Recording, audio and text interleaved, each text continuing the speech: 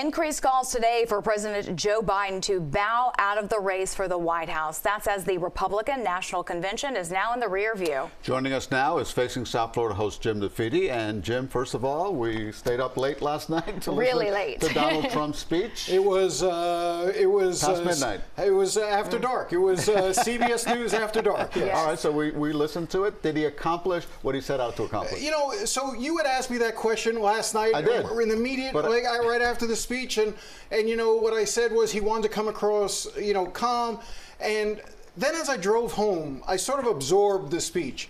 And here's what I will tell you: he missed a major opportunity, because when you look at it, in the first 15 minutes, he did strike that tone, talking about he wants not to be president for half of America, but for all of America. And that's the tone he struck for 10 to 15 minutes.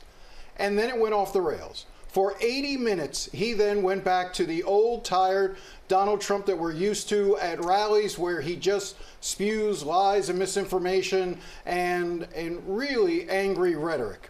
And that was such a missed opportunity for Donald Trump, because let me tell you, if he had honed that speech down to just 25 minutes, and he had the ability to not only say, yes, I want to be the president for all of America, but if he had also said, you know, this experience of what happened to me in that field in Pennsylvania has caused me to reflect on how I've approached things. It's caused me to think about how the language I've used and how I need to be better, because as Americans, we can all be better. If he had said that, this race would be finished. He would almost be guaranteed to win the White House, but he couldn't do it. And so as a result, he did the most classic Trump things. One of the things that struck me was, and it's a small thing, but it's just indicative, he lied about the crowd size at his assassination attempt. He said there were tens of thousands of people there. There weren't. There was about 1,000, maybe 1,500 people there.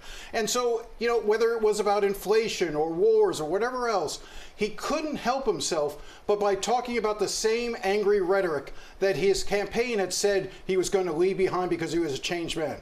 This was not Donald Trump 2.0. This was Donald Trump 1.0. It was the original version. Yeah, and fact checkers today saying he made up to 20 factual errors, so pretty significant. But attention, of course, now turns to the Democrats, and the focus is on President Joe Biden, whether he'll stay in the race. How's it looking at this point? Well, and I think the events of, let's tie them together, because I think the events of last night anger Democrats all the more about Joe Biden, because what it showed was that Donald Trump is a flawed candidate. As we keep talking about all the weaknesses of Joe Biden, from his terrible campaign performance during the debate 3 weeks ago, Donald Trump is still a flawed candidate. Donald Trump is still not liked by the majority of Americans. Donald Trump's policies, you know, are very controversial in a lot of ways. He is vulnerable if there is a candidate who can actually prosecute the case against him. And the problem for Democrats is they see that Joe Biden is not up to the challenge of prosecuting that case against Donald Trump. So in some ways, the fact that Donald Trump was so vulnerable last night only encourages Democrats to say, we can win this if we had a candidate at the top of the ticket. So right now you have more than 30 members of the House and Senate. I think we're up to 3 senators, more than 27 or so members of the House. And what I'm told, what we talked about yesterday, is that the floodgates are going to open because on Monday, the House is back in session. All the members of Congress are back. And what I'm hearing is there's a good likelihood that what you're going to see is, if President Trump or President Biden hasn't made the decision to sort of step aside, hasn't signaled that he's willing to do that, then you're going to see scores, and I mean 50, 100, maybe more, House Democrats signing on to a letter telling him he's got to move on. It's going to be pretty soon before you know it. All right, Jim, thank you.